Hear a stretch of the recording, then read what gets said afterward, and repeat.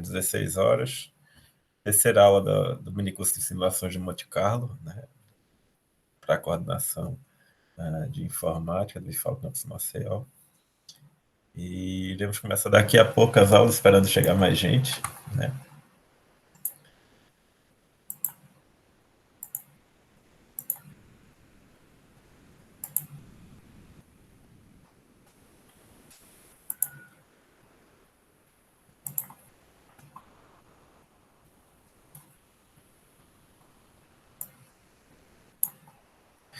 Chego a fazer o exercício, Itácio?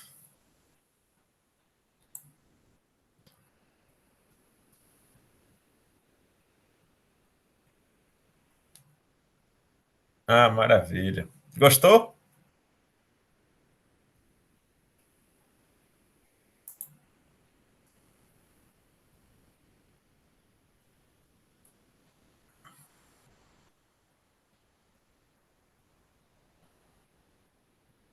É bem tranquilo, para chegar mais gente.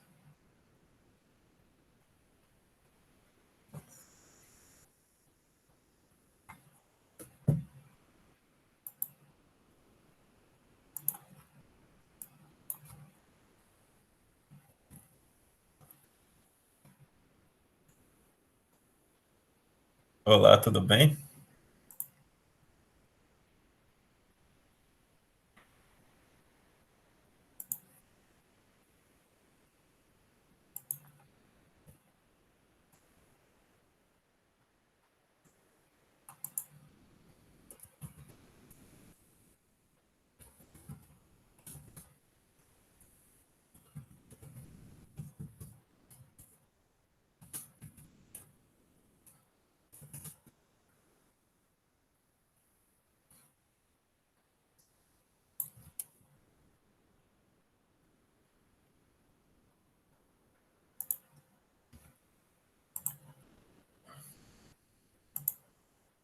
Ok.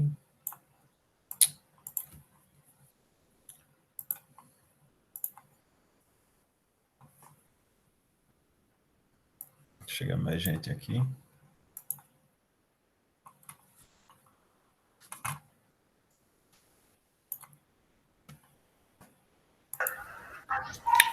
Boa tarde, professor. Boa tarde, tudo bom? Beleza, última aula hoje, né? Infelizmente. Mas foi bom o curso, foi bem proveitoso aí. Massa, muito obrigado. Bem, vamos começar. Oi, João. Tá pronto? Tá afiado? Boa tarde. Francisco, tudo bom?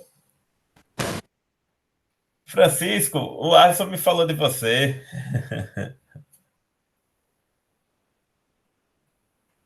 Maravilha. Gostou? Tá gostando, Francisco?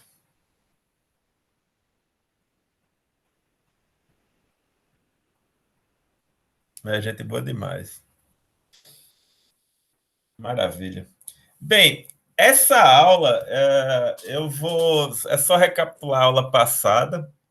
Daqui a pouco, depois, o João Pedro vai apresentar também uma, o TCC dele, que a gente está trabalhando em cima, né? Na verdade, ele está trabalhando, estou só orientando, ou algo parecido com isso.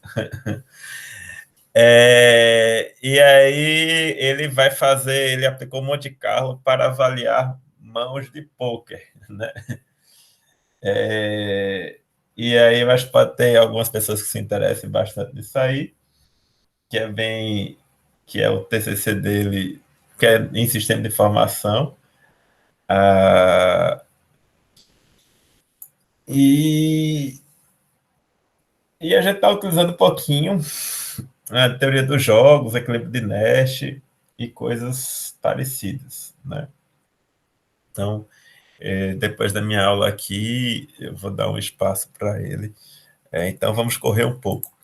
Então, esta aula de hoje, a gente já viu, eu não vou entrar em detalhes muito como fazer, até porque já passei para vocês o exercício sobre isso tudo, né? Então, Monte Carlo aplicado a negócios, né? Então, a gente vai só rever um pouquinho a distribuição normal, o porquê dela, né? Aí tentar prever o lucro, né? O que vocês já fizeram, inclusive. Então, a distribuição normal é um conjunto de dados estatísticos, né? Que nos mostra como está, onde se encontram esses dados, né? Então a gente verifica quando faz os dados, né? Aquele formato de sino na distribuição. E ela é uma das distribuições mais utilizadas porque ela é muito encontrada na natureza, né? Então, temos, por exemplo, se a gente for lembrar,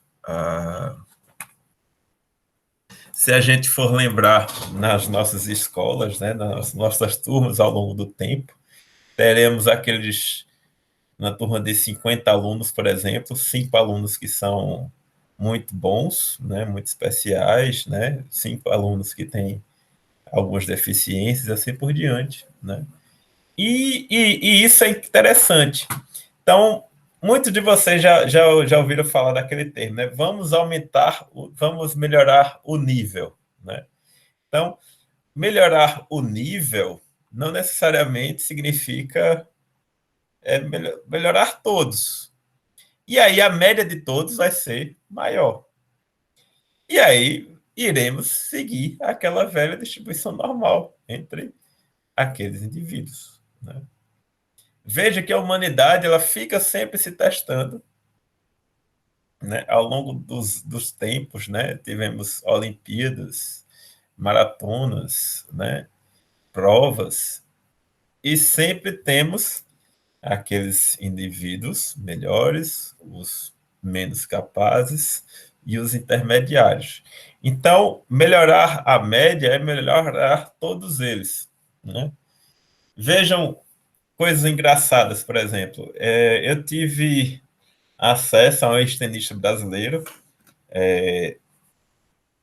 muito bom, né, que veio dar uma palestra aqui em Marcel, não vou falar quem é, por motivos éticos, né?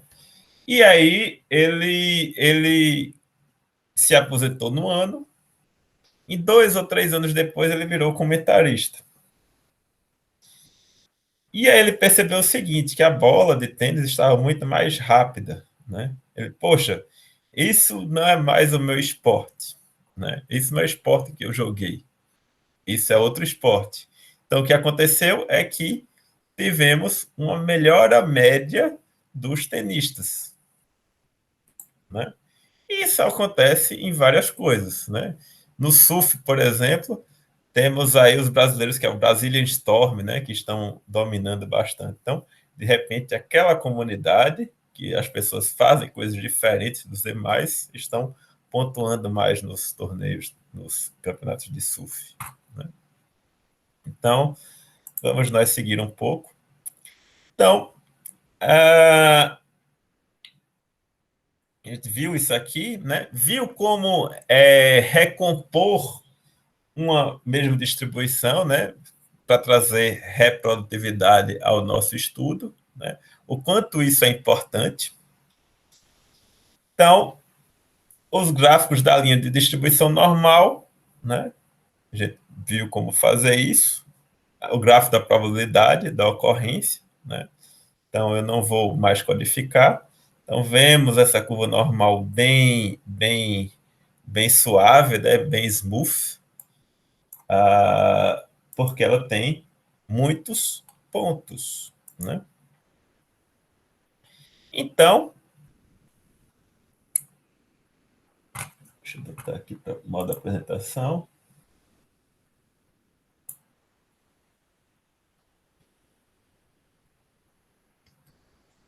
Então, a gente utilizou, estou só mostrando aqui o que foi feito na aula passada, né? Monte Carlo para prever lucro líquido, né? A partir de uma receita esperada futura, né? E do seu custo operacional. Então, dado que eu tivesse, supondo uma receita esperada de 170 milhões de reais, com desvio padrão de 20, ou seja, essa receita esperada futura poderia ir em nossas previsões, né, as previsões do analista financeiro, por exemplo, a 190 ou a 150. Claro que pode ocorrer eventos que não estávamos preparados, como, por exemplo, uma pandemia. Né? De repente, não mais do que de repente, aquela empresa que eu tinha, ela parou de receber, parou de faturar. Né? Então, o que a gente tem que fazer rapidamente em novos cenários é readequar a nova realidade, para senão iremos morrer. Né? Então, o que restaurantes fizeram rapidamente, por exemplo, delivery, mas eles não tinham de repente um setor de informática, de informatização, uma automação, e aí eles se agregaram a possíveis plataformas que fizessem isso por eles, né? Então, tivemos um crescimento exponencial de Wrap, né? De Uber Eats e assim por diante. Então, uma empresa se aliou a outra empresa para prestar o mesmo serviço de forma diferente. Além disso, tínhamos uma questão da cobrança.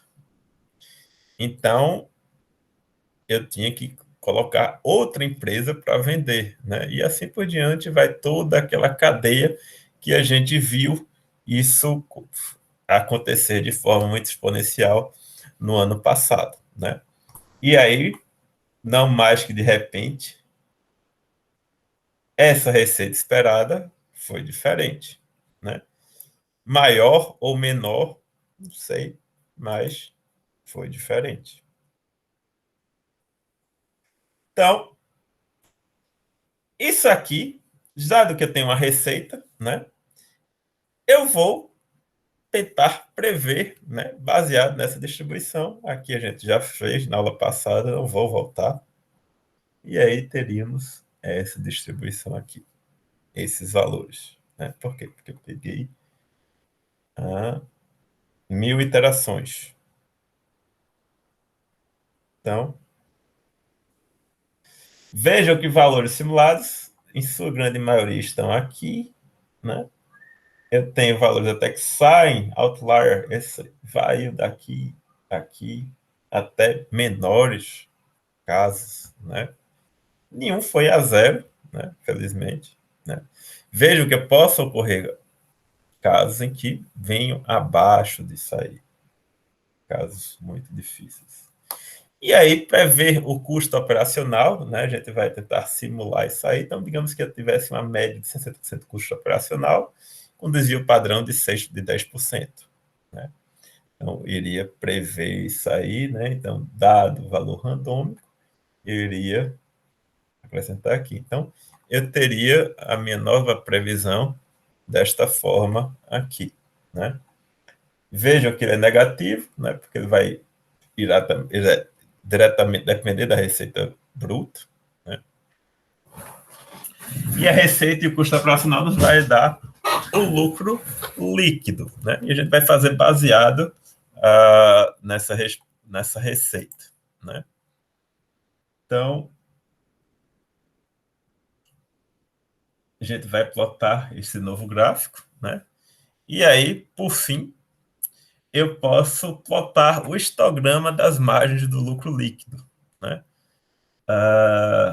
Que aí teríamos uma distribuição desta forma, né? Em formato de sino, né? E que eu poderia lucrar pouco, lucrar muito, mas na média eu teria 60% aqui de lucro, né? 60 milhões de lucro, né? Teoricamente. Né? Pronto. Isso aqui foi a revisão da aula anterior, né, que aí está à disposição de vocês, né, como material, se vocês quiserem estudar, não somente o Jupyter Notebook. Vamos nós para a aula de hoje.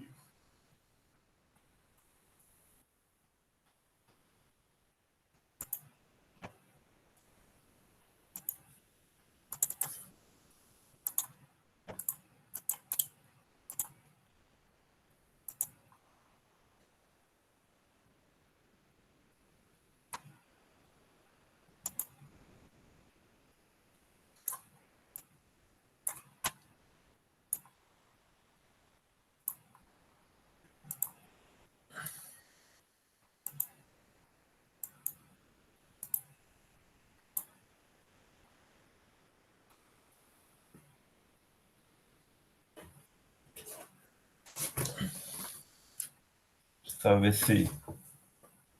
Tô com a canetinha aqui. F11, eu acho. O lápis.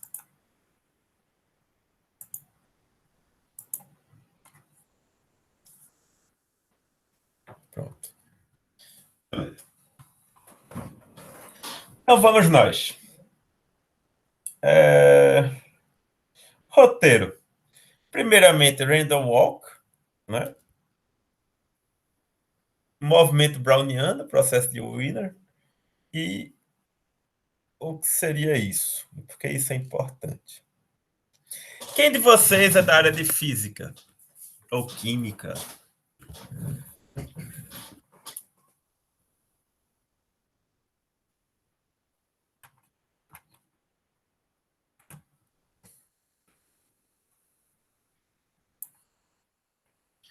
Bem, o movimento browniano, inclusive, foi dissertado por Einstein, né, que deu o princípio, que ele fez a teoria da relatividade, etc. Então vamos nós. Por que este comportamento randômico? Por que a gente tem que estudar esse comportamento randômico? Quais os benefícios disto? Alguém pode me dizer?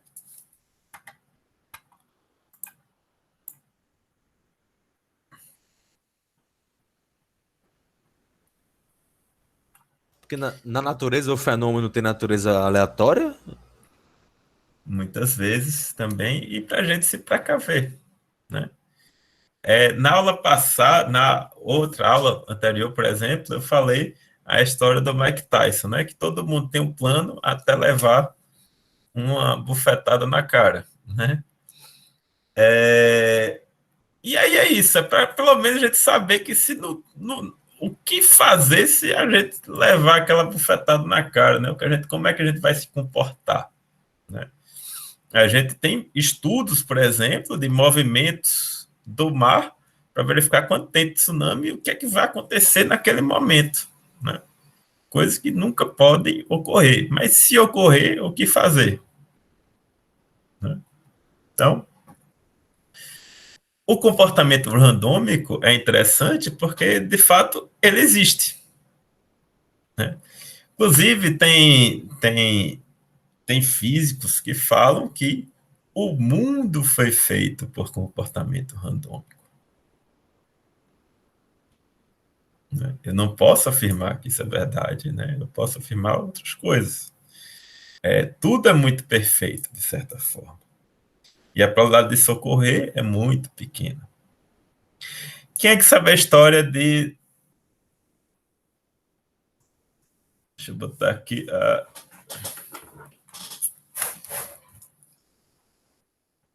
Eita.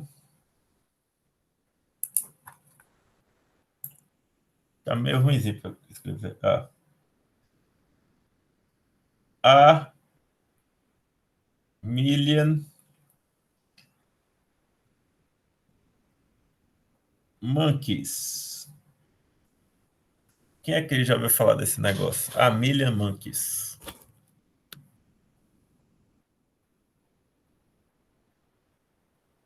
Me recordo levemente de ter ouvido falar, mas. Pronto. É a tese dos 1 milhão de macacos, né? Que escrevem poeta, como é? O Shakespeare, É, né? Ah, sim. Então, 1 milhão de macacos no passo definido de tempo, né? Vai conseguir fazer um software. Não é escrever Shakespeare, mas fazer um software, que é uma coisa mais semântica. E tem sentido, mas no espaço indefinido de tempo, né? E aí, de repente, disseram que o mundo foi feito dessa forma, né? Posso afirmar que sim, que não, né? Eu sou budista, então não posso afirmar certas coisas. Inclusive, software de poker, a simulação, exatamente, né? Só que, qual a diferença, por exemplo, do poker? A diferença do poker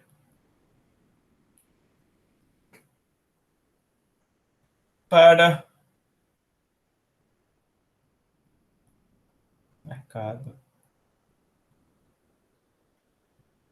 financeiro, em termos de valores, em termos de probabilidade, em termos de possibilidades.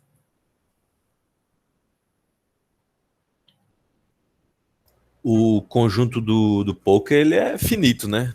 E o do mercado, em tese, infinito. Não, ele é infinito. Quem, por exemplo, imaginaria que o Bitcoin chegaria a $60.000, um negócio que valia centavos, né? Então, o mercado financeiro, dado que você comprou uma ação, né, você tem isso, zero, né? Você comprou a ação,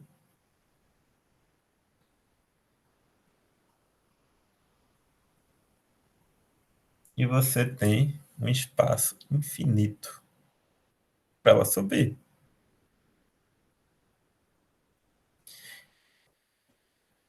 Exatamente. Então, uma determinada ação ela pode subir para o infinito. Então, nunca venda descoberto. Fatalmente, você vai chegar no momento desse. Então, até o céu tem limite. E quem trabalha na venda, né? Quem trabalha no mercado financeiro na venda e venda descoberto, pode entrar no infinito também. Então, a série do poker, ela tem um número específico de possibilidades, né? Que podem ser ínfimas, mas são calculadas, né? Então vamos nós. Então, isto é o princípio da incerteza, né? Como a gente estava na aula passada, a gente falou na aula anterior, eu comprei a vaquinha, ou a cabra, né? Ele vendeu, ganhou dinheiro em dois momentos, em termos de patrimônio, saiu no 0 a 0, dado que, considerando que essa cabra tinha um valor patrimonial, por exemplo, um VP de 90, de fato era isso, ele não vendeu acima do que era, né?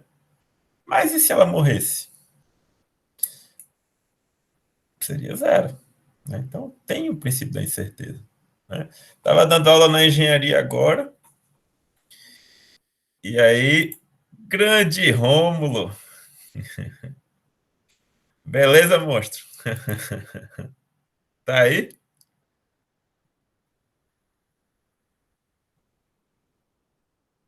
Rômulo, tá podendo falar?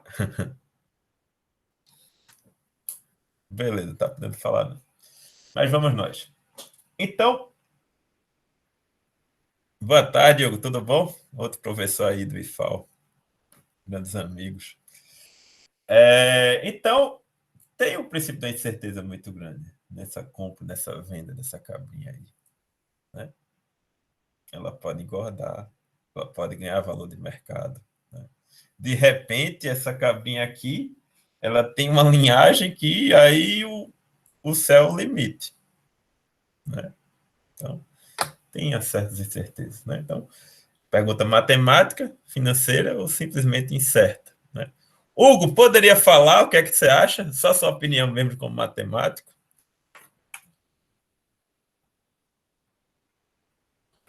Sobre o que, pessoal? Cheguei atrasado aqui, que tava arrumando as coisas. Não, tranquilo. Essa figura, quanto é que você acha que o senhorzinho aí ganhou?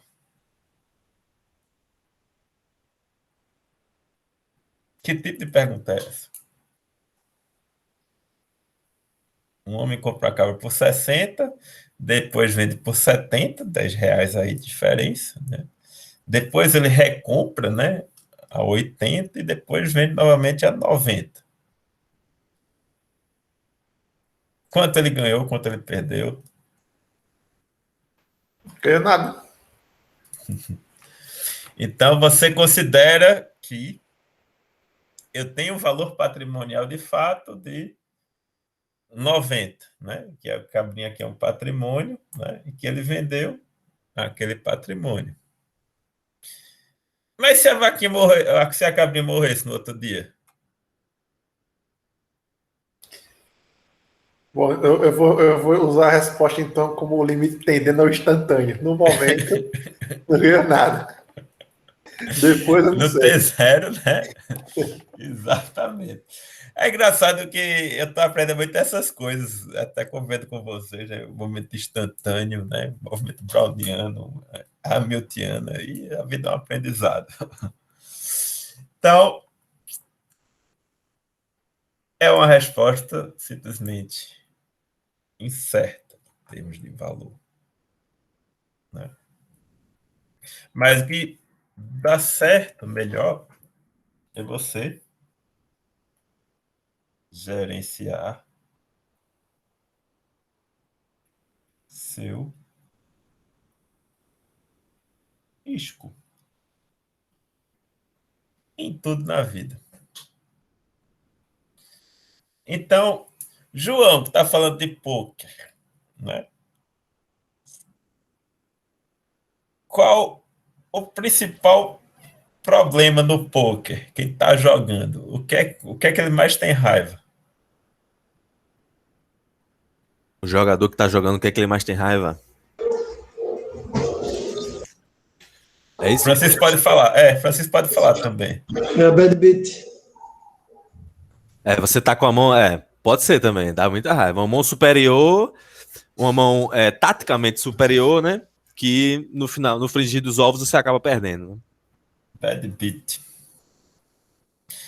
Para quem não entende, é quando o cara tem uma mão até interessante, né? Aposta muito. E o outro tem, de repente, não tinha nada, e na Uma última promessa de carta mão, né? salva, né? Não, de repente o cara tem uma mão, né? E aí aposta contra um loser, por exemplo, um jogador que é extremamente avançado, né? Tem a probabilidade irrisória de ganhar, e aí leva Vou o ganhar essa mesa com um tombo. par de dois. Né? É. Eu jogava poker com os amigos meus, logicamente nada profissional, não acho que é fácil ganhar dinheiro fácil, assim. Não que seja fácil, tá? Mas, assim, é só questão pessoal mesmo. Aí a gente jogava valores irrisórios mesmo. E aí eu fui jogar com esse pessoal e eu perdi com 2 e 3 contra um 2 e 3. Acho que eu tinha. Quem é do poker, eu acho que eu abri com Ás e Dama, um negócio desse. Mas isso aqui era um ouro e um pauzinho aqui e tal. E o cara tinha 2 e 3 do mesmo naipe. Vou até mandar para ele, vou até guardar aqui e mandar para ele ficar se abrindo. Né? Aí eu apostei bem, apostei segundo, né? É exatamente, João. Aí deu 2 e 3, bateu o flush dele. Aí eu, arretado, né? Com raiva. Aí ele fez, mas eu tava naipado, né? Tava naipado. Aí depois desse dia eu fiquei com os amigos, mas deixei de jogar com eles. E preserva-se a amizade. Então vamos nós. Principais benefícios das simulações de Monte Carlo, né? É a gente não prever o comportamento, mas saber que ele existe e tentar verificar como as coisas se comportam. E veja que isso aí a gente consegue fazer na física, na química, na engenharia, na computação, no jogo, no mercado financeiro e em vários momentos. Mas vocês vão dizer, Laudado, mas você já falou que os dados são estocásticos, não dá previsibilidade e ações. Fato. Mas pelo menos me permite estudar. Vocês vão perceber que o pesquisador ele quer ficar procurando e achando, lógico. Um pesquisador que só procura e não acha nada não serve de nada. Simples assim. Ele tem que ter a sede do conhecimento, ele tem que ter a sede da busca e ele tem que ter a realização de achar, porque senão não vai trazer motivação para ele, né? Quem de vocês já fez alguma coisa que não tivesse êxito e aí desistiu? Será que isso acontece? Será que dá sinais? Será que as pessoas escolhem, por exemplo, suas profissões baseados no que tiveram êxito durante a infância? Né? Então, se o cara era um bom historiador, se o cara era um bom orador, né? Se o cara era um bom matemático, possivelmente, ao longo da vida dele, ele foi fazendo coisas que fossem mais adequadas ao perfil dele. Né? E aí são as diferenças das pessoas. Por isso que o mundo ele é feito de pessoas distintas. Né? Claro que cada um tem que saber até que ponto vai a paciência ou o intelecto do outro. Né? Além de ser isso, Francisco, muitas pessoas simplesmente não têm possibilidade de escolha. E aí a questão que a gente fala muitas vezes de meritocracia. E percebam que meritocracia não quer dizer que você se esforçou mais ou menos. O princípio da meritocracia que eu falo é que muitas vezes você teve mais oportunidades e simplesmente saiu na frente, largou na frente. Então, se você tem uma semente que ela é plantada com um bom adubo, água, tudo certinho, é muito mais probabilístico que essa semente floresça. Com as condições ruins, a probabilidade é que isso não ocorra. Sabe qual é um dos grandes problemas do Brasil atual?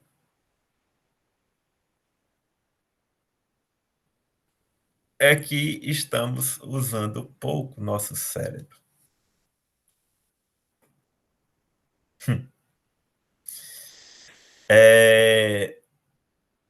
Quem é que pode me dizer, por exemplo, quanto tempo um supercomputador leva para processar 1 segundo de um cérebro humano?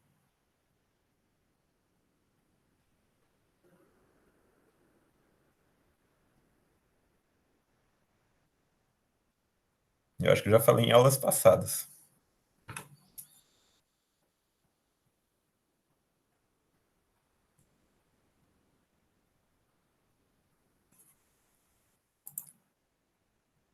Hein, pessoal?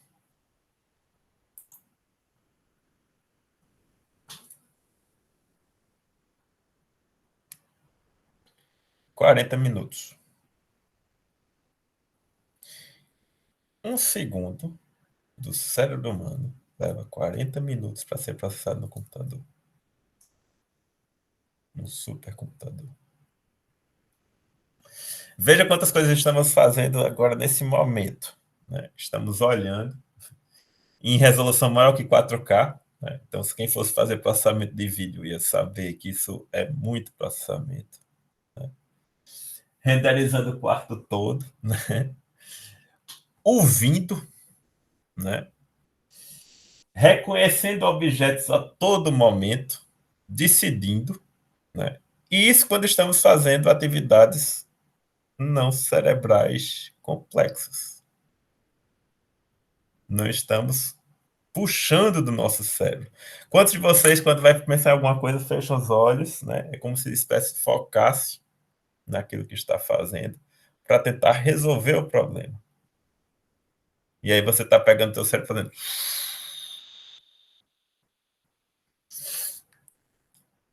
E aí sim, e aí você, de repente, você até puxa mais oxigênio para resolver aquilo ali. Então você infla, você faz com que ele foque. Fora tudo isso, ainda tem os movimentos autônomos do seu corpo. Você respirar, mandar informação para o pulmão, contrair, fazer o batimento do seu coração. Então, é muito processamento. E quando você vê alguém na rua, lembre-se que é um cérebro parado, que é desperdício de máquina humana.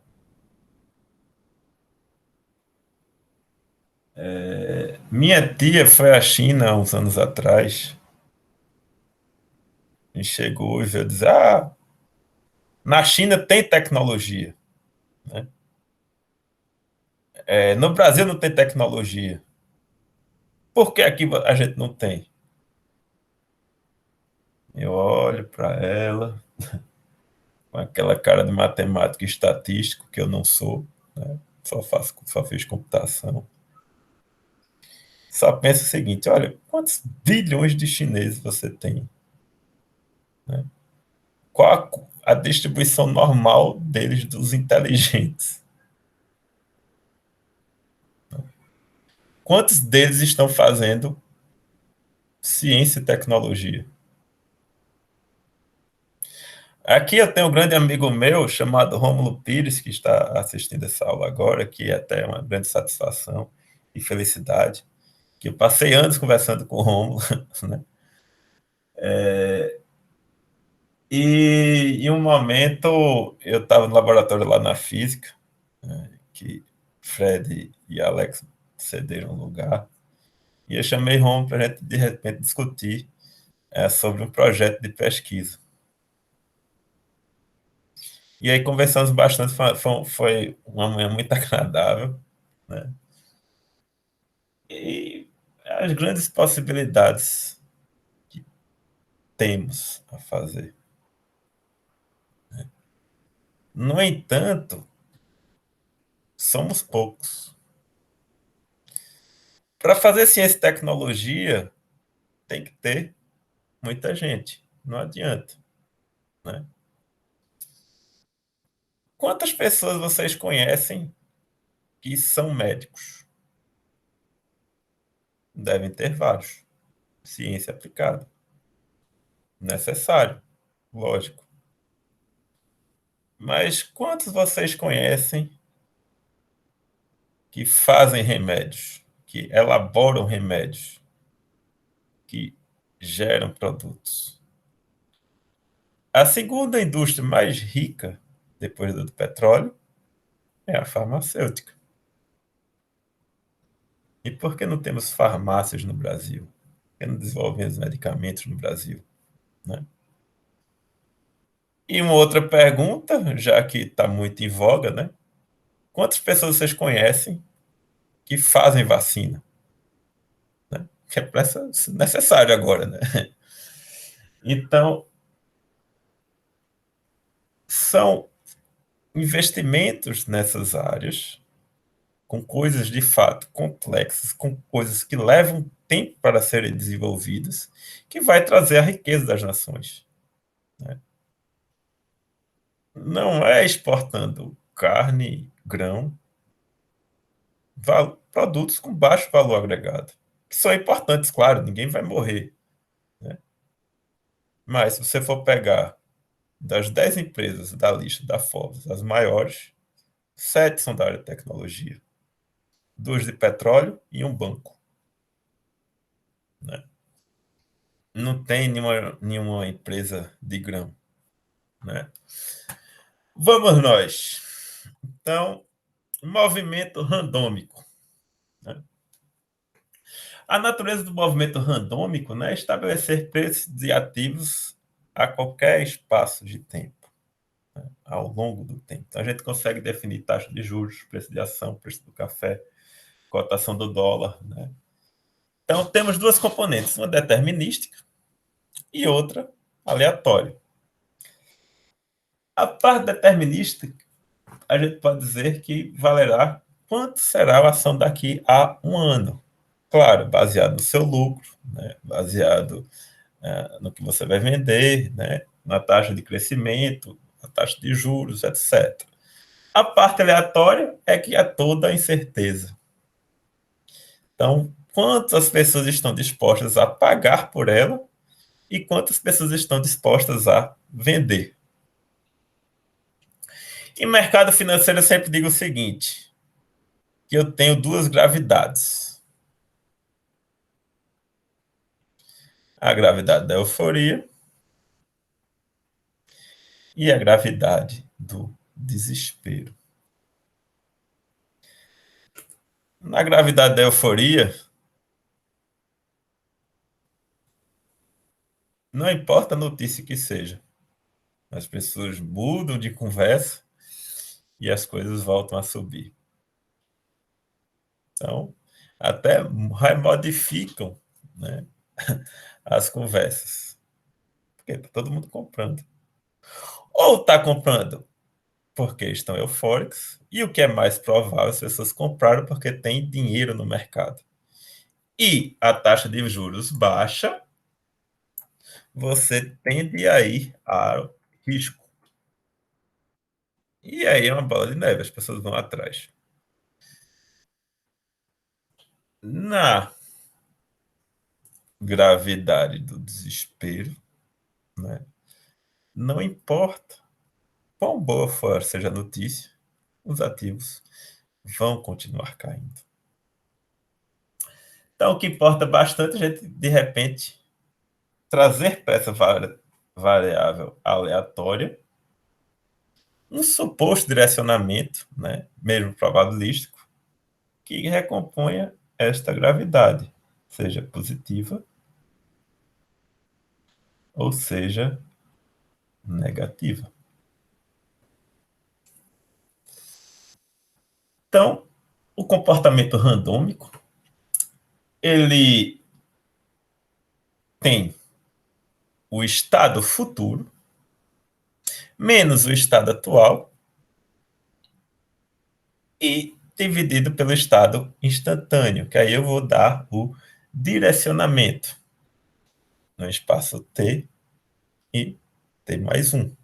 Né?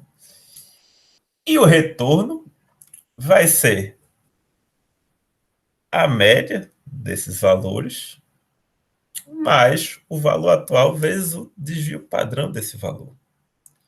Né? Então, eu vou poder definir o retorno em uma variável randômica a partir da distribuição normal, onde a parte determinística é a médica e a parte estocástica é a constante de tempo com seu respectivo desvio padrão, que naquele t, naquele momento, pode ser positivo ou negativo. Então, aqui é um exemplo do mercado financeiro, né, que a gente pode utilizar a API do Yahoo, né, vai fazer aqui. Por questão de tempo, eu não vou entrar em muitos detalhes, tem a implementação do João. E aí ele vai dar o gráfico de sino aqui, porque também a gente ajustou para uma distribuição normal. Veja que isso reflete um pouquinho o movimento browniano, né? Que é o movimento das partículas suspensas em um fluido, líquido ou gás, né? Resultantes da colisão do átomo ou moléculas de gás ou líquido. Então, ele é um processo estocástico, né? De tempo contínuo, e ele é possivelmente definido como um passeio aleatório. Então, ele foi... Robert Brown, ele se referiu com esse modelo matemático, né, para definir esses movimentos aleatórios, que por muitas vezes é chamada teoria da partícula, né? E possui diversas aplicações ao mundo real. A gente vai ver nas figurinhas, por exemplo, que o pessoal utilizou esse movimento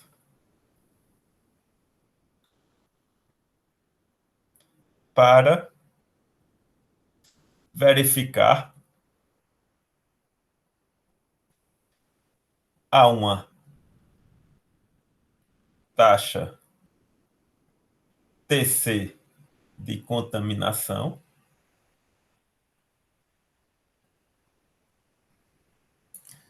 o comportamento de contaminação do coronavírus. Então, muitas das simulações, principalmente as mais incipientes, naquele T0 ali, pessoas utilizaram Monte Carlo dentro deste movimento para verificar como ela se comportava. E aí, possivelmente, vocês no Fantástico viram alguns estudos desse aí. Essa bolinha, ou então aqueles vídeos do WhatsApp, esse cara é infectado, aí ele vai infectar esse, que infecta mais esse, mais esse, mais esse, que infecta mais esse, mais esse, mais esse. Em um tempo T mais 12 meses, você teria 40, 50% da população brasileira infectada, né?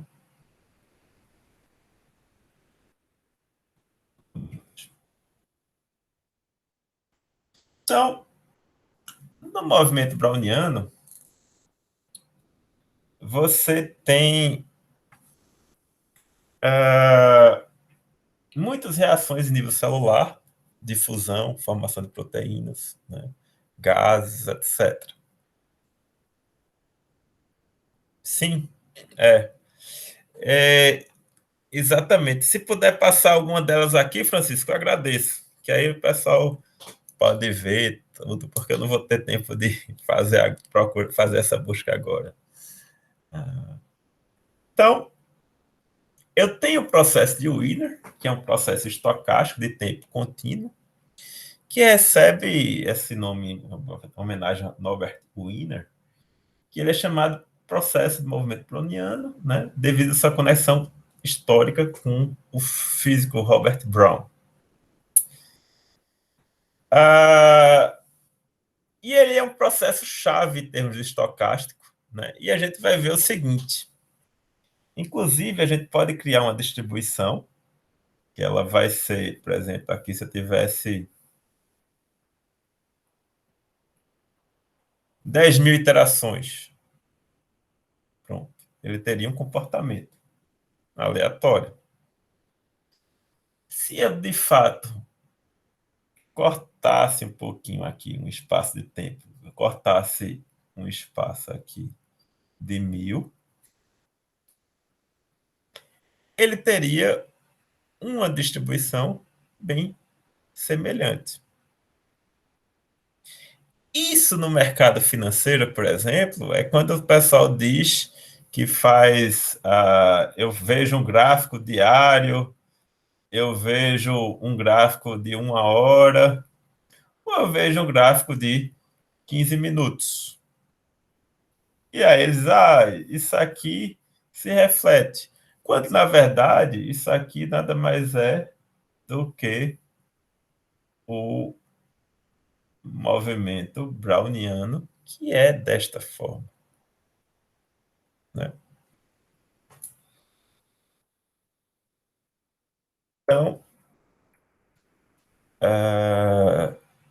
Então, tem também um pouquinho da mecânica quântica que é aplicado. O próprio computador quântico, né? O computador quântico ele é diferente da computação de Turing, né? Computador quântico. Quem é que já ouviu falar alguma coisa sobre computador quântico? Ele, em vez do espaço discreto, né? que é bits, computador de Turing, né? Que é espaço discreto. Eu tenho um outro espaço probabilístico, né? Ele, em vez de bits, ele tem qubits, que ele é uma probabilidade daquele bit estar ali, né? Então, ele seria mais adequado para a computação probabilística, né? Então, por isso que os físicos estão à frente nesse negócio, né? Estão estudando isso há mais tempo. É um movimento browniano aqui. Eu ia refazer essa figurinha aqui, terminei esquecendo e peço desculpas. Então, seriam aqui algumas forças maiores, algumas moléculas maiores que iriam definir essa, né, com um comportamento completamente aleatório, né? E aí eu iria ter o preenchimento, né? Então vamos ver o movimento browniano, por exemplo, duas moléculas ali, ou dois corredores, né? E aí, utilizando o Glow Script, é um cenário bastante interessante. Então, deixa eu abrir o meu Jupyter Notebook para mostrar para vocês. Então, eu vou entrar no Glow Script primeiro.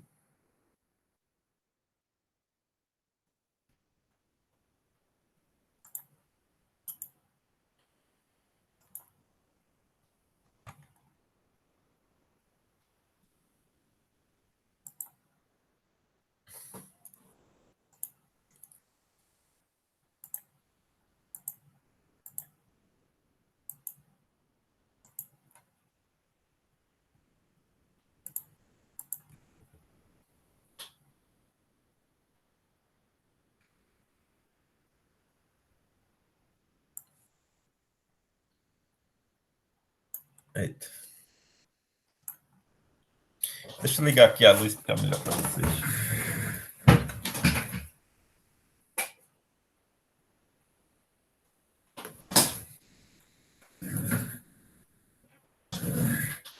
Então,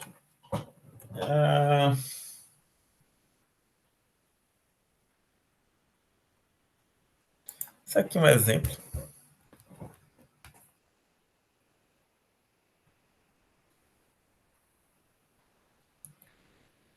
Isto aqui é outro.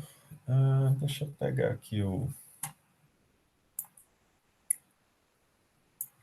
ligar o Jupyter Notebook para a gente abrir um pouquinho.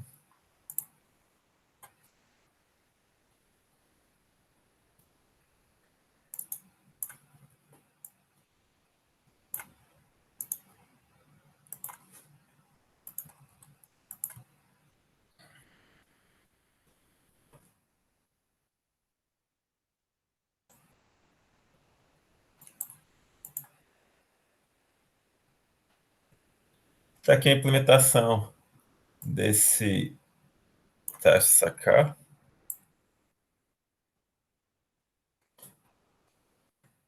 E aí, deixa eu ver se ele tem. Não, essa. Deixa eu pegar outra aqui.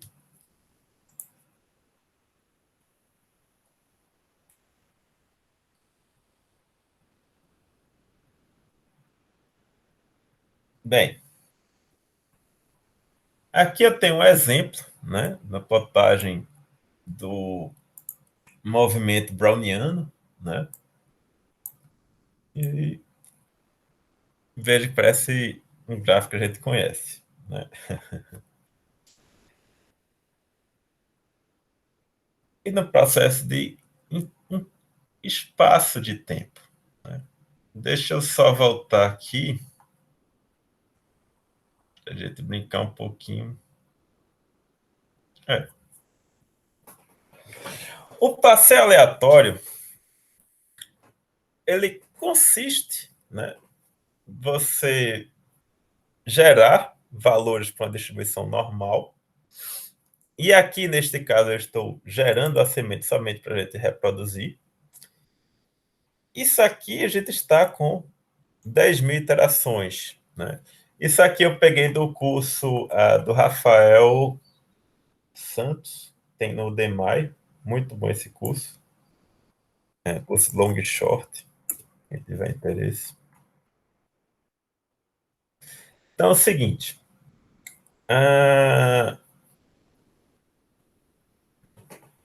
eu tenho nessa distribuição em que eu vou colocar a média 0 e o desvio padrão 1, né? Isso aí vai me trazer um negócio chamado ruído branco, que ele é muito visto em séries estocásticas mais simples, né?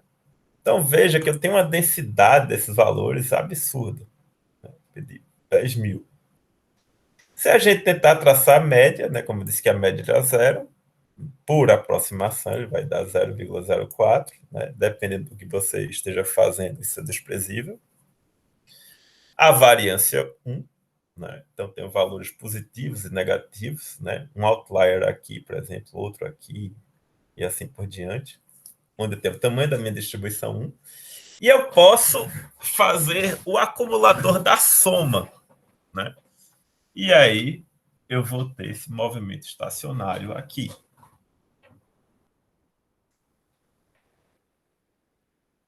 Veja que interessante. Lembram vocês que se eu tivesse um valor, claro, grande, relativamente grande, e eu fizesse um corte daquilo ali, eu teria um gráfico bem semelhante. Então aqui vamos fazer este corte, fazendo desta forma. O window length, né, um corte, uma janela de tempo, entre 2000 e 3000. Então ele vem aqui e vai até aqui, mais ou menos, né? Então, vou ter 1000 ocorrências. Se eu pegar a média do corte, como eu não fiz aqui, deixa eu voltar a gerar para eu ter os códigos aqui.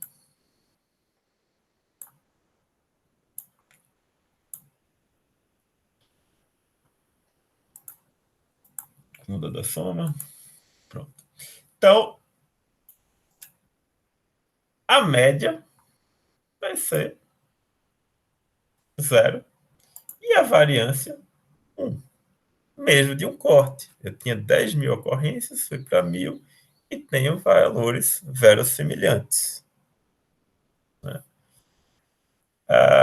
Se eu quiser transformar a série estacionária, chamo o acumulador da soma e veja, né? Claro, eu peguei um espaço de tempo menor, 1/10 do espaço de tempo, né? E claro, não peguei neste valor aqui até aqui. Se eu pegasse esse valor aqui até aqui, eu teria uma descendente somente, né? Peguei uma distribuição aleatória qualquer, e aí ele me apresentou um ruído branco menos denso, porque tinha menos ocorrências. E aí o gráfico é bem semelhante, né? O pequenininho e o grande, né? Se a gente fosse fazer uma correlação entre eles, iria achar aí que eles estariam correlacionados, né? Então vamos nós para a aula continuar.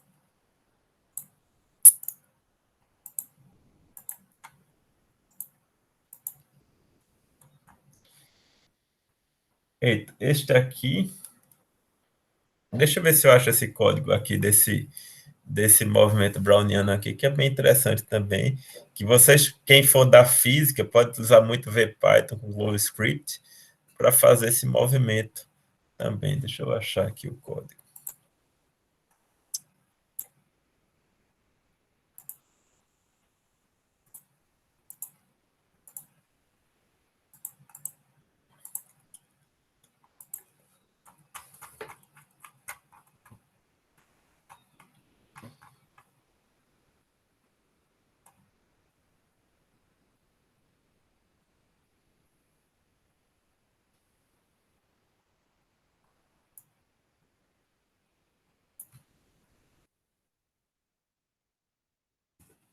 Então, quem gostar de ver isso aí,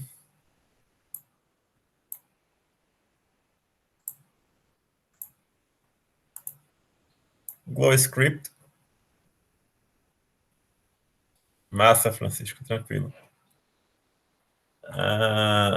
Aqui eu tenho 2 supostos corredores, né, que eles iriam correr em um espaço de tempo. E aí a gente pode rodar, né? Então, como seriam Josh e Kramer ali em movimento randômico, né?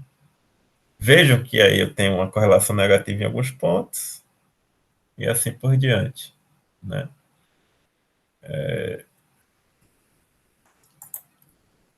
São só as decisões de cada um.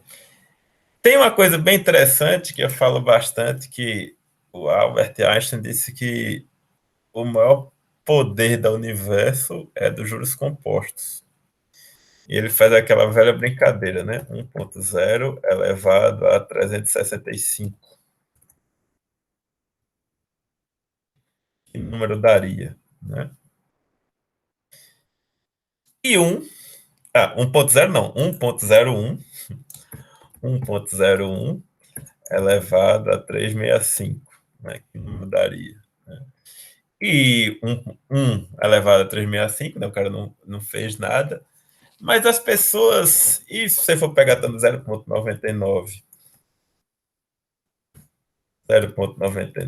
elevado a 365 daria outro número, mas as pessoas, elas não necessariamente elas serão em constante melhora, né? Seria ótimo,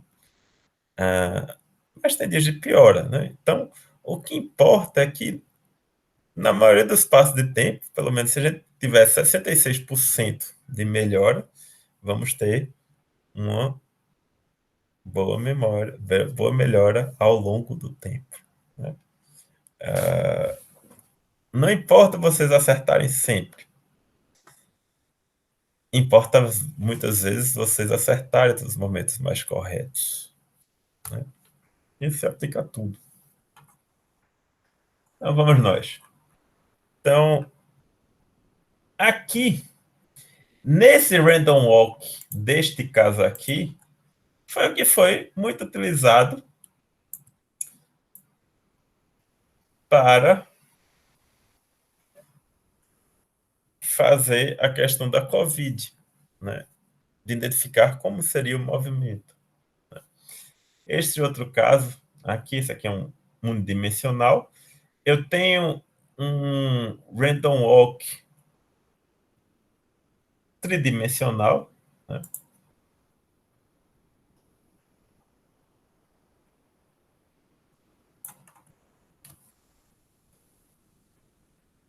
Que seria considerando 3 espaços, né? Então, como seria este cubo aqui? Não sei se dá para ver mais ou menos, né? E aí ele teria outro comportamento. Então, um gás, por exemplo, que ele fica dentro de um cubo.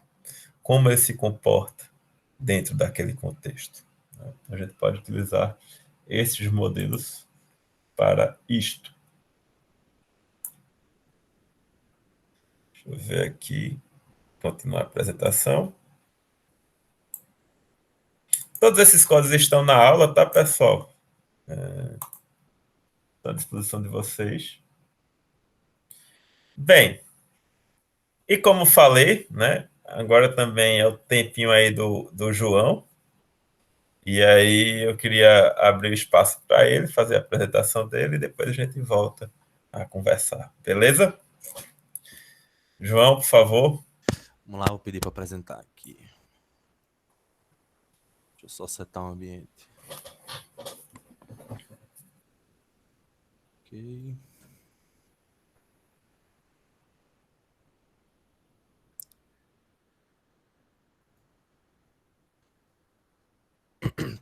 Compartilhou, professor? Compartilhou. Creio que sim. Bom, boa tarde a todos. Meu nome é João Pedro.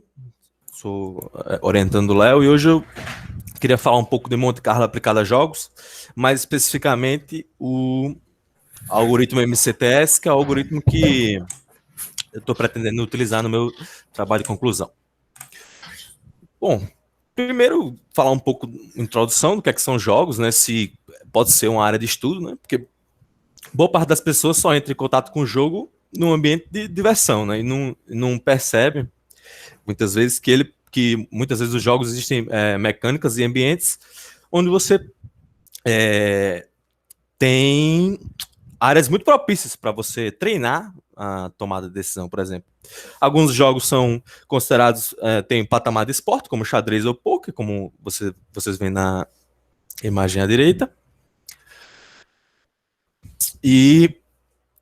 Mas a maioria das pessoas só pensa em xadrez ou poker de uma maneira de diversão, assim, não consegue trazer aprendizados para a vida real. Como o Léo disse, ele não procurava uma visão competitiva ao jogar poker com os amigos, né? Você busca, a maioria das vezes, a diversão. Mas assim, a gente sempre pode abstrair um jogo como sendo um conjunto de jogadores, conjunto matemático de jogadores, escolhendo um outro conjunto matemático de estratégias, em que vai levar um conjunto de estados, né, no jogo, digamos assim, um tabuleiro de xadrez em seu início seria considerado um estado, né? E o estudo desses estados e o estudo dessas decisões e os valores dessas decisões, cada decisão você tem um valor, né? Uma jogada pode lhe levar à derrota, uma jogada pode lhe levar à vitória. Isso vai ter um valor, né? Vou falar um pouco da origem.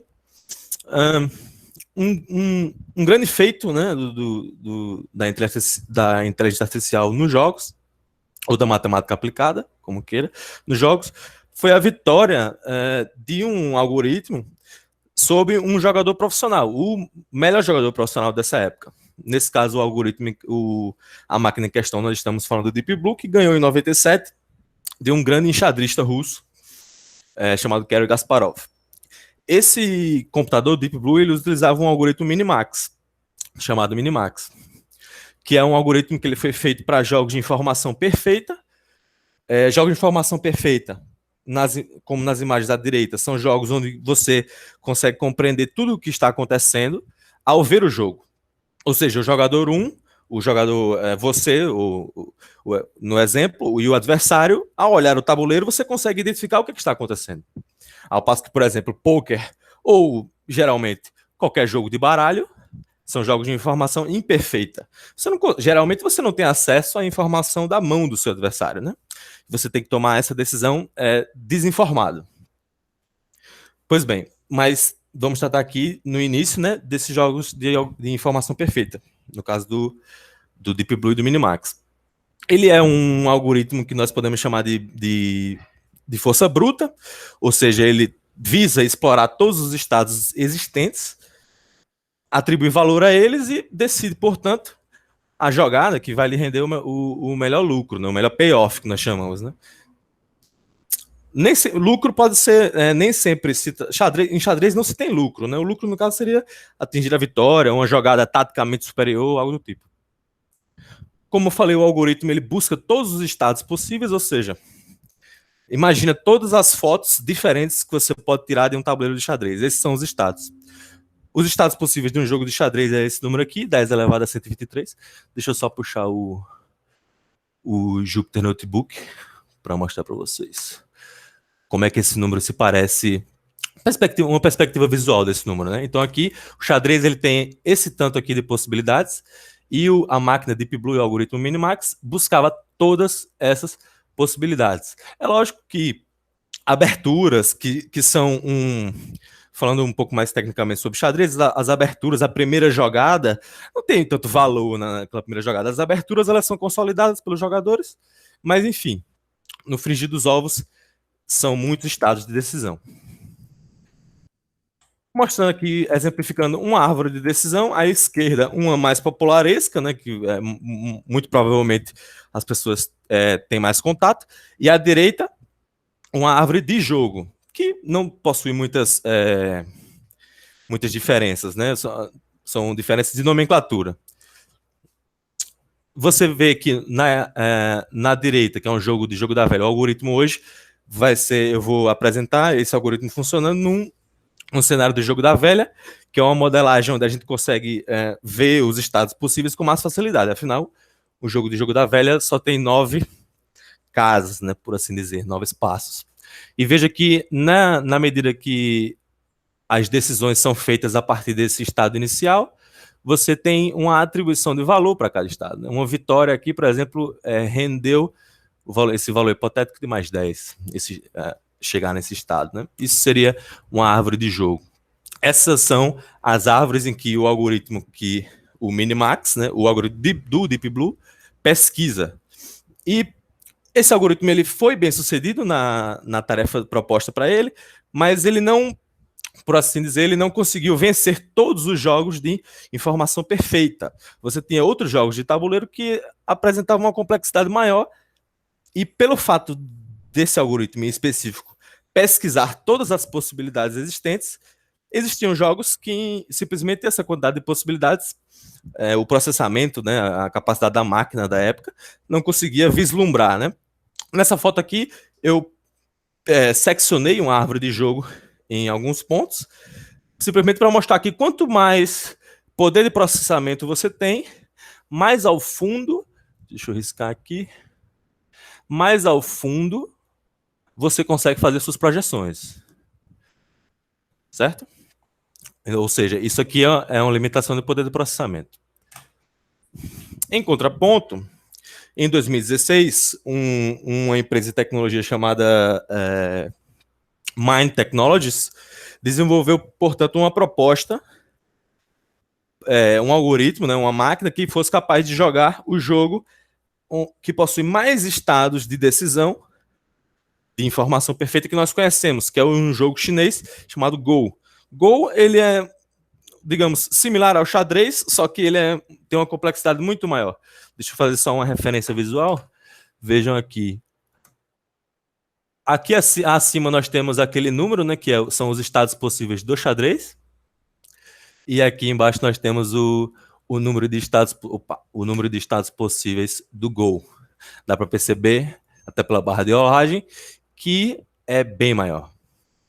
Se você fosse tentar rodar o algoritmo Minimax, aquele que venceu o enxadrista, no Go, ele não tinha sucesso, ele era ineficaz.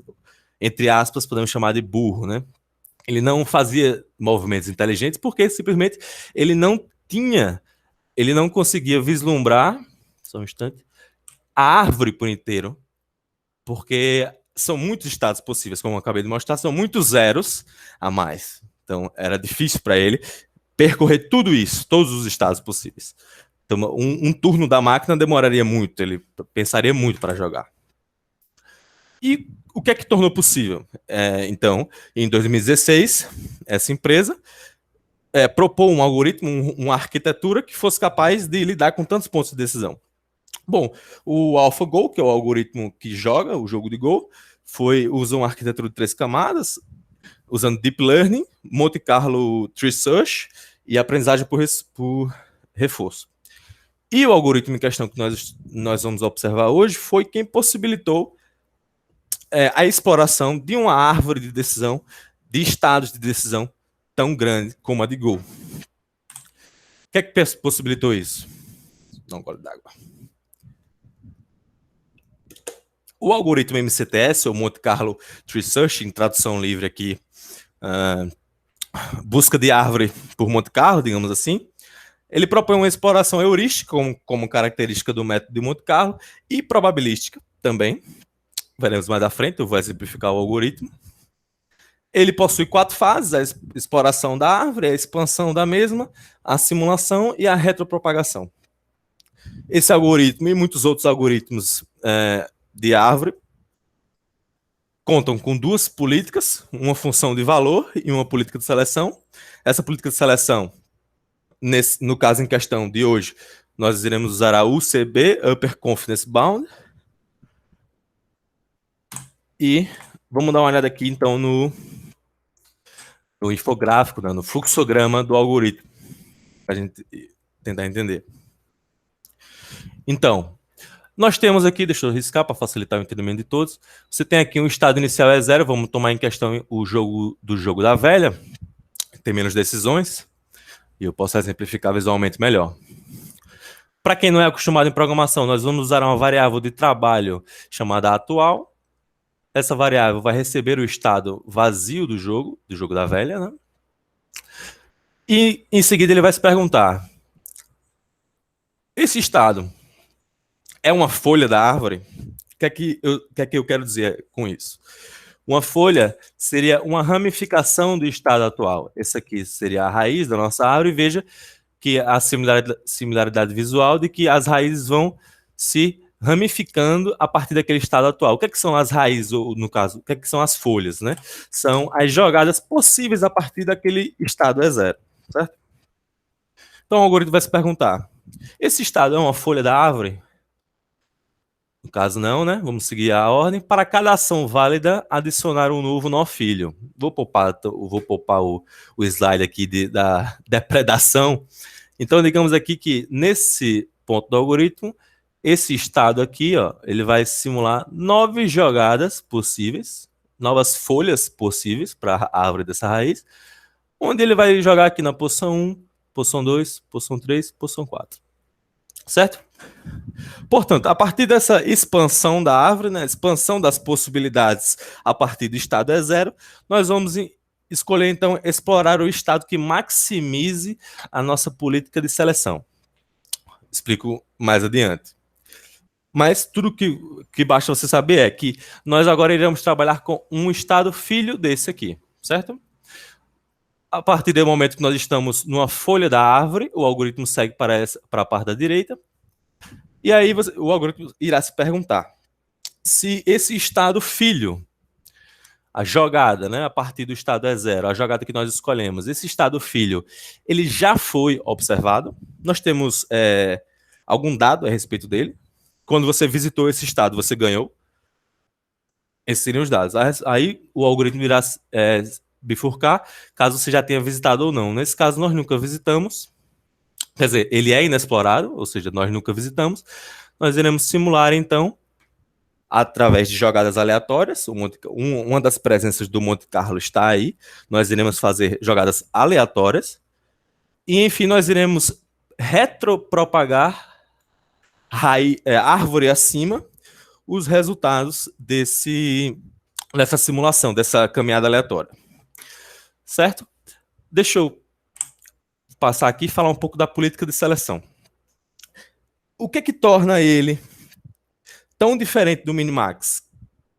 É o fato de que ele não explora todas as possibilidades. Existem possibilidades que não vale a pena ser exploradas. Digamos, imagina que você está tentando realizar um algoritmo que pense a respeito de futebol, de táticas de futebol.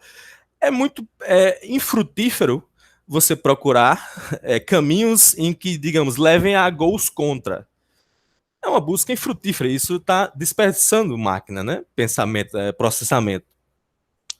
Então, o que o algoritmo MCTS tenta propor é que a busca tenha um certo critério.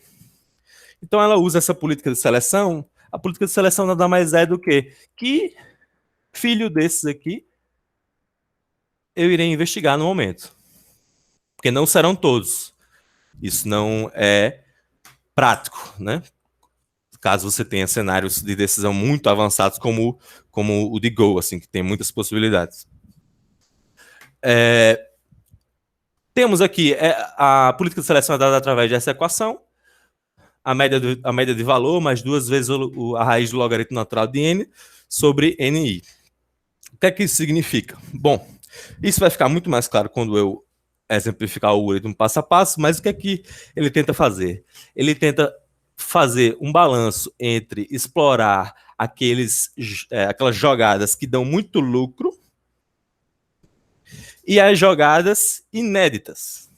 Ou seja, nós podemos aqui tratar esse termo aqui como o termo que explora o lucro já conhecido e esse termo aqui como o termo da equação em que vai dar peso aos estados inéditos, ou seja, Ele tenta fazer um balanço entre lucro possível e, digamos, inovação, uma estratégia inovadora, né, que nunca foi visitada. Temos aqui outra anotação em que ele tenta fazer uma proporção aqui da taxa de vitória, né, o termo de valor dele, em vez de uma média de valor agregado, ele usa uma taxa de vitória nesse outro da anotação do UCB, mas o termo de exploração continua o mesmo. Aqui ele chama de C, isso aqui é uma constante de balanceamento entre a exploração, a vontade do algoritmo de explorar e a vontade do algoritmo de insistir no que dá certo, digamos, por assim dizer. Temos então a função valor. O professor Leonardo levantou essa questão algumas vezes nessa aula e em outras aulas, mas o que é valor? Não tem como você chegar para o algoritmo e falar para ele, eu quero que você ganhe. Faça movimentos até que você ganhe. Isso é muito vago, assim. Você pode até fazer isso. Porque, afinal, nós estamos usando Monte Carlo, né? Ele vai tornar os movimentos aleatórios. Você não precisa avaliar, digamos assim, a meticulosidade de cada movimento. Ou, por exemplo, tratando aqui, rabiscando um pouco essa figura, posso mexer o peão dessa forma, ou a torre nessa gama toda de movimentos. Nesse algoritmo, nós vamos tentar atribuir um valor ao estado final. Mas isso não descomplica a solução. Porque, por exemplo, imagine que você... Beleza, eu quero que você ganhe algoritmo. Mas como é que você vai diferenciar uma vitória acirrada de uma vitória com folga, né, com uma grande margem? Ou seja, você tem que ainda ter o pensamento humano, o raciocínio humano da quantificação do valor daquela vitória ou daquela derrota. Vou propor um exemplo. A gente estava falando muito de poker, a minha tese aborda muito poker. No presente momento aqui a gente não vai trabalhar, porque a modelagem é um pouco mais complexa, mas fica aí o pensamento da provocação. Se você quer fazer um algoritmo de poker muito agressivo, ou, por exemplo, um algoritmo de jogo da velha, como é que você lida com o seu empate? Porque perceba, se na hora da programação do seu algoritmo de jogo da velha você diz que o empate ele tem, digamos assim, valor agregado zero, ou seja, não teve custo nenhum, não tem nenhum mérito nem demérito no empate. Você, por consequência disso, você vai criar um robô que joga de maneira, digamos assim, mais defensiva. Porque o empate para ele é um resultado aceitável. Agora, digamos que você queira criar um robô muito agressivo, que explore jogadas inexploradas ou frequentemente consideradas arriscadas. Isso no poker a gente chama de jogador loose, né? Que ele tem ele tolera jogar com mãos mais agressivas ou mãos taticamente inferiores, né? E aí você chega para esse algoritmo e diz que ele passa a considerar o empate como derrota. Então ele vai jogar de uma maneira, vai mudar totalmente o estudo de jogo dele. O empate, ele não é mais considerado um zero, ele não tem valor agregado zero. O empate agora tem um valor agregado menos 10, por exemplo. É uma derrota, só que um pouco pior, né? O algoritmo super competitivo. Então, assim, um desafio, né, da elaboração desse tipo de algoritmo é você definir o que é valor, né? Que nem sempre é uma coisa simples, né? Opa. Vamos então agora para o filé, né, da prestação. Se restou alguma sombra de dúvida para alguém de como o algoritmo funciona, eu pretendo sanar ela agora, acompanhando passo a passo as ações do algoritmo, né? Considere então essa raiz de árvore, né? O estado é zero, que tem como valor agregado total zero e número de visitas também zero, né? Nunca rodamos o algoritmo. Pense, portanto, que a partir nesse jogo hipotético, um jogo bem simples, né? Como você pode ver, tem duas ações possíveis só. Nesse estado A0, nós temos duas ações possíveis, A1 e A2, que nos levam aos estados hipotéticos E1 e E2. O algoritmo, então, se pergunta, nós estamos trabalhando agora com uma raiz ou nas folhas, né? Nós agora já expandimos a a nossa raiz e vamos decidir em qual dos estados, né, nós vamos explorar agora. Isso nós vamos fazer com aquela política de seleção, a política de seleção dos filhos, né, das folhas da raiz da árvore. Já adiantando para vocês, não sei se vocês lembram, né, mas naquela fórmula nós tínhamos uma divisão pelo número de visitas, né, do estado. Então, já adiantando que divisão por zero não existe, isso aqui vai tender ao infinito. Então, nós temos um empate técnico entre os dois estados, né? São estados inexplorados, temos um empate técnico. Por ordem de número mesmo, nós vamos explorar o estado E1. O que é que vai acontecer? Porque esse rabisco para indicar que ele tomou uma caminhada aleatória, conduzida por Monte Carlo. O Monte Carlo ele vai gerar o caminho, as jogadas aleatórias, tanto da máquina quanto do jogador, até que o jogo acabe. Certo? No caso do xadrez, um cheque, mate, ou enfim. No jogo da velha, um empate, uma vitória ou uma derrota. Pois bem, nesse caminho aleatório, a partir da exploração do estado E1, nós nos deparamos com isso, Francisco. No pouco seria o EV. Nessa simulação hipotética, nós encontramos o resultado de vitória. A essa vitória nós atribuímos o valor de 20, correto? O que é que acontece agora? Nós iremos retropropagar árvore acima esses resultados. Vamos lá, acompanha comigo aqui. O número de visitas desse estado é 1, porque nós já simulamos a partir dali e vemos o que acontece em uma das possibilidades, né? Afinal, foi um caminho aleatório. A esse resultado, nós demos o valor positivo de 20, né? E isso também não é retropropagado, não para por aqui, ele é retropropagado raiz acima. Número de visitas totais e valor agregado total. Se você já está ligado, você vai ver que vai existir uma proporção, pode existir uma proporção de Monte Carlo aqui, né? Bom. Segunda interação do algoritmo, ele vai se perguntar, estamos na raiz? Sim. Nova interação do algoritmo. Estamos na raiz.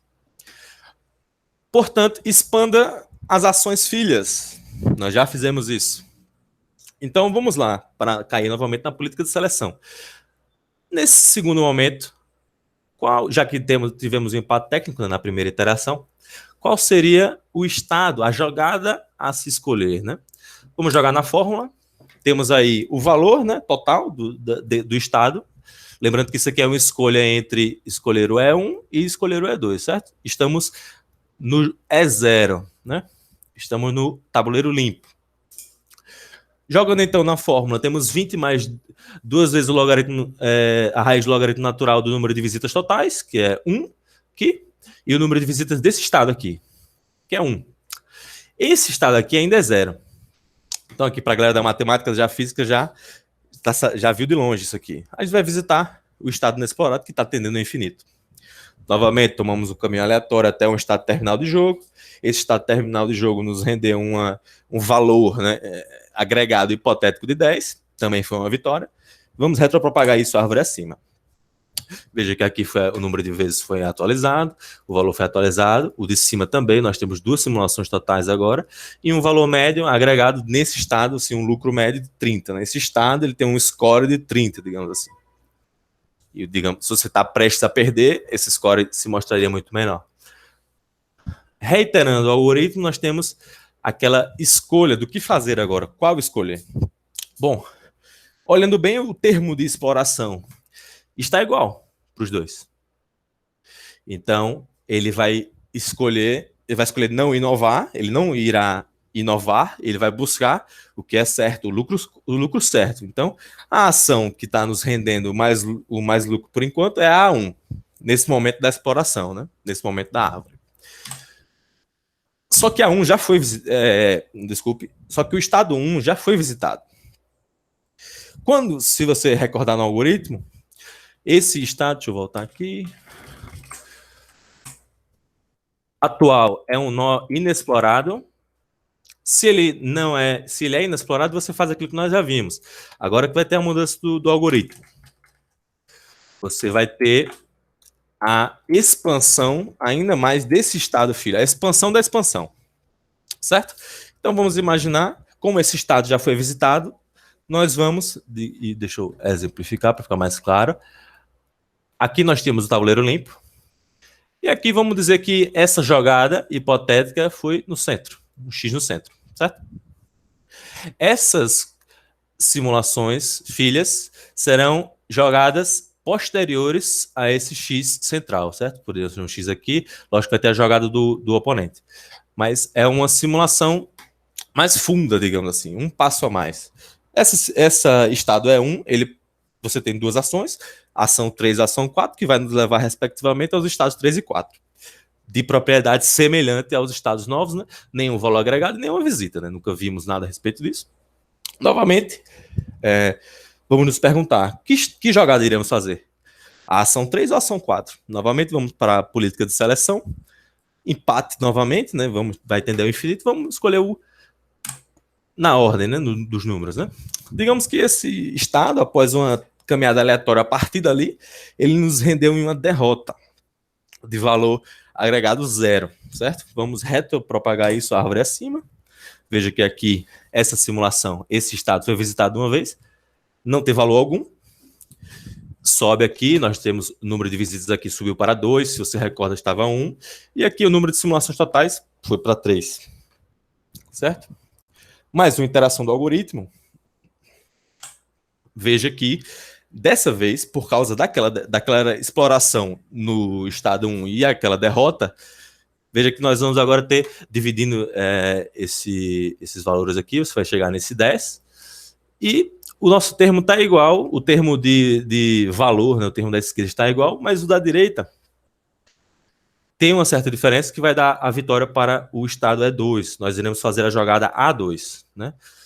Porque a nossa política de seleção disse que seria mais proveitoso usarmos o nosso tempo, o nosso processamento de máquina, explorando esse estado, que ele é um estado, digamos assim, mais promissor de ser visitado. Expandir, como era o estado E2, ele já tinha sido visitado, vamos expandir mais uma vez esse estado e procurar jogadas mais à frente, né? Novamente, a partir do estado E2, nós temos as jogadas E5 e E6, que vão nos levar ao estado E5 e E6, de características já semelhantes, que a gente já viu. Vamos tomar como empate técnico novamente, né? Vai tender ao infinito a fórmula da política de seleção, e nós vamos jogar em E5. Não liguem para essa seta aqui, tá? Continua sendo um caminho aleatório, mas eu só não rabisquei dessa vez. Esse caminho aleatório nos leva para uma vitória de valor agregado 14, certo? Vamos retropropagar isso, a árvore acima. E essa foi a nossa última iteração do algoritmo aqui, visualmente. E a partir disso, depois dessas 4 visitas e desse valor agregado de 44 a esse estado, E0, você jogaria A1 ou A2? Baseado nesses valores aqui. Ambos os estados têm 2 visitas. Porém, o valor de E2 é maior. O valor dessa decisão é maior. Por quê? Grande parte, nesse exemplo aqui, foi por causa da derrota, né? Da simulação da derrota ali que aconteceu no estado E3, tornou a ação E1, tornou o estado E1 um estado menos desejado de ser visitado, certo? Pelo algoritmo.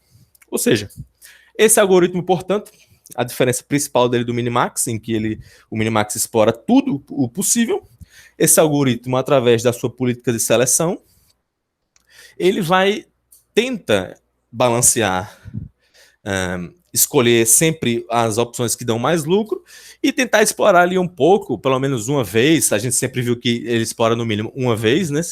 As folhas inexploradas, elas tendem ao infinito na política de seleção, então ele sempre vai ver ali, pelo menos uma vez, o que é que aconteceu naquelas possibilidades, naquela ramificação de possibilidades. E, a partir disso, ele vai perder menos tempo nas jogadas infrutíferas, digamos assim, nas jogadas que não vão levar a um bom resultado, né? Deixa eu só, por aqui é isso, deixa eu mostrar para vocês esse algoritmo jogando o jogo da velha na prática aqui. Aí, se alguém quiser desafiar a máquina, fica à vontade. E esse slide, tanto esse slide quanto o Jupyter Notebook que eu vou mostrar agora vão estar disponibilizados também. Vou mandar para o Léo e ele disponibiliza. Deixa eu... Aqui. Bom, nós temos esse código aqui. Opa, um instante. Esse código aqui, que é uma implementação minha de jogo da velha. Não está completa, tá? Mas já está funcional. Dá para lutar contra ele e perder, né? Se ele estiver muito bem treinado. Aqui o tabuleiro. Esse código vocês vão poder olhar mais em detalhe depois. Bom, nós somos o jogador que joga com o círculo, né? E nós vamos fazer inicialmente, vamos jogar contra ele com 10 simulações, certo? Ele só vai explorar aquela árvore ali um total de 10 vezes. Vamos lá aqui. Deixa eu dar play. Certo. Deixa eu não sei como é que tá a visibilidade, acredito que tenha melhorado. Bom, o algoritmo jogou ali no 2, 0. Deixa eu jogar no 1 aqui. E no 1 ele continuou descendo ali, vou ter que me defender. Os dois. Bom, deixou, não defendeu aqui nessa minha diagonal, vou pegar a diagonal. O que aconteceu? Acho que eu não... Ah, ok. Ganhei o jogo aqui completando essa diagonal. Deixa eu só botar ele para 10 mil ou mais, 20 mil simulações. Você vê até que ele já pensa um pouco mais antes de jogar. Ó, jogou no centro, tá? Isso é uma característica que você vai perceber. Se você futucar muito nesse algoritmo, você percebe por heurística e probabilística que você deve jogar no centro, tá? Quando você jogar jogo da velha. Pelo menos é o que a máquina descobre. Vou tentar defender aqui, vamos botar um 0-0. Ela quer completar aquela diagonal ali, vou tentar defender. Certo. Vou fazer essa defesa aqui.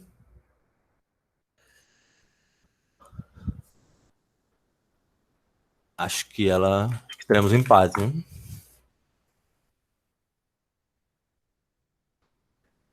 Isso, temos empates. Deixa eu deixar ela mais inteligente, tá?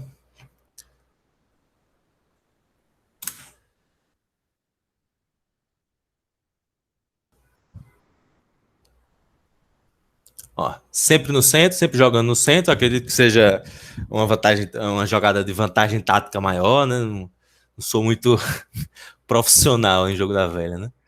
Vou fazer uma...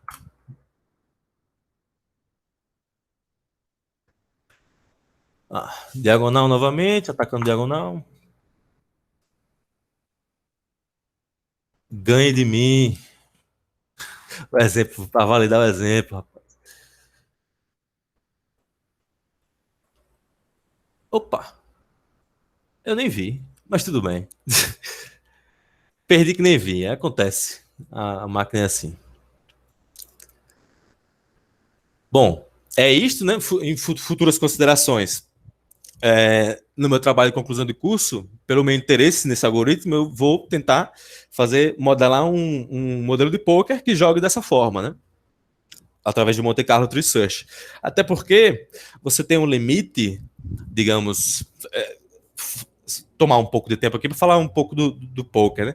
Você tem assim um limite na modelagem que, por exemplo, quando você joga com apostas limitadas, né, que seria o Texas Hold'em Limited, você tem aquela range de apostas ali e o número de decisões é muito menor, certo? Agora imagina um Texas Hold'em sem limites, onde você pode apostar qualquer coisa, 100, 101, 102, cada valor desse é um ponto de decisão, né? Porque uma das possibilidades da sua jogada é apostar grande, apostar pequeno. Então, assim, devido a essa grande quantidade de variáveis, né, você tem muitos pontos de decisão em jogos de informação imperfeita, né, diferente de xadrez, o que torna o desafio, né, muito maior em jogos de informação imperfeita. Depois do AlphaGo, meio que criou-se o consenso de que os jogos de informação perfeita já foram, digamos assim, solucionados, né, pela máquina. E aí, passar a bola para o Léo de novo, alguma consideração? Não, eu gostei bastante, né? é interessante, a gente tem pesquisado há quanto tempo, João? Acho que tem uns 2 meses. Dois, 3 três. meses. Foi no início desse semestre online, né? Dessa era. Vou até mandar um abraço para o Sandro Beltrão, né, que tinha reforçado você me orientando. E aí a gente chegou com cadeia de Markov, né? Foi entrando com Cadeia de Markov, equilíbrio de Nash. De Nash, né? E aí eu fico feliz também essa evolução aí, em curto espaço de tempo. Vai ter um tempinho aí quando tiver mais ou menos finalizado essas disciplinas aí no curso para a gente terminar de escrever, né? E aí você fica livre aqui do IFAL, que eu quero ver você livre, velho. Quero ver você fora daqui formado. Beleza? Deus queira, professor. Parabéns pelo trabalho. E eu Obrigado. gostaria de agradecer a todos, gostaria de agradecer a coordenação de matemática, né, por ter aberto o espaço, aos meninos, né, a todo o suporte. E é isso. E qualquer coisa, estou aqui. Alguma coisa que os alunos queiram falar? Se não me engano, o Francisco levantou a mão. Pronto. Opa, Francisco, fala aí, cara. Oi, boa tarde. Eu queria elogiar o trabalho do rapaz. Bem interessante mesmo. Muito obrigado. Monte Carlo, cara, é uma ferramenta e tanto. Eu percebi, eu não conhecia. Na verdade, eu tinha visto já em um software de poker, Monte Carlo, mas esse software, ele resolvia alguns problemas usando o ICM. ICM é um modelo matemático. E aí ele calcula o EV em uma jogada, ou o relativo a largar a mão ou dar call, né? Apagar. E aí ele faz isso usando Monte Carlo, e eu nem conhecia Monte Carlo, agora eu sei que é essa modelagem aleatória. E outro ponto interessante é que, hoje em dia no poker, usa-se muito o PillSolver. O PillSolver é um programa... Deixa eu só fazer essas anotações, né? É PillSolver. Eu tenho esse programa, mas se quiser a gente conversa depois. Eu acho que eu estou familiarizado. E aí, esse PillSolver, ele resolve o poker, digamos assim. Ele usa inteligência artificial e usa também equilíbrio de Nash. E aí ele diz se em uma jogada a gente deve ou pagar, ou aumentar, ou largar a mão, né? E o quanto esse size, ele tem que ser... tamanho da aposta, bom, né? Exatamente. Ele analisa o tamanho da aposta, né? E esse tipo de coisa. Agora, é claro, esse software, ele é bem pesado. Então, a máquina tem que ser muito boa. Né? Aquela questão, né, ele explora muitos estados possíveis, né? Exatamente. Ele faz algumas simulações e depois ele apresenta a solução. E aí, hoje em dia, o poker, ele é considerado mais ou menos resolvido, né, em relação ao limit holding, né? Isso. O jogo com o limite finalizado, com o limite fixo. Apostas fixas, né? E com o no limit holding, isso ainda está em aberto. E aí o poker é um jogo que ainda pode ser resolvido, né? E atualmente não tem solução. Isso. O no limit holding. Mas é bem interessante. Eu deixei no seu trabalho. Viu, João? Muito obrigado. Você não sabe, o Francisco, ele é professor de matemática aqui do IFAL, né? Não é do Campus Maceió ainda, né? Não é isso, Francisco? Isso. Eu ensino em Marechal. Estou esperando uma vaga em Maceió. Maravilha. E aí está entrando no doutorado, né, Francisco? Como é que tá? Isso. Acabei de passar. Parabéns, velho. Parabéns mesmo. Depois a gente vai conversar bastante. E eu fico feliz, assim, de certas coisas que foi numa reunião de orientação, né? Não, bicho, isso aqui tem um pouquinho de equilíbrio de Nash e tal. E se tem essa solução aí que resolveu, né? Então a gente está pelo menos no caminho, está direcionando, né?